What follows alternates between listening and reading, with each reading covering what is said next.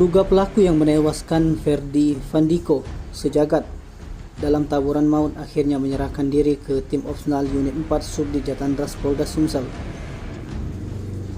Tak disangka, pelaku yang melakukan aksi pembacokan tersebut merupakan seorang pelajar masih di bawah umur.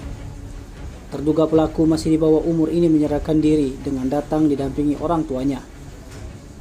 Meski demikian, belum diketahui pasti pihak kepolisian belum memberikan keterangan resmi terkait dengan terduga pelaku. Termasuk Kasubdit Jatandras Polda Sumsel Kompol Agus Prihandinika yang dikonfirmasi belum juga merespon. Seperti diberitakan sebelumnya, seorang pemuda yang meregang nyawa dengan luka tusukan di dada kiri yang diduga terlibat aksi tawuran maut di kota Palembang. Tim Liputan Sumsel Update TV melaporkan.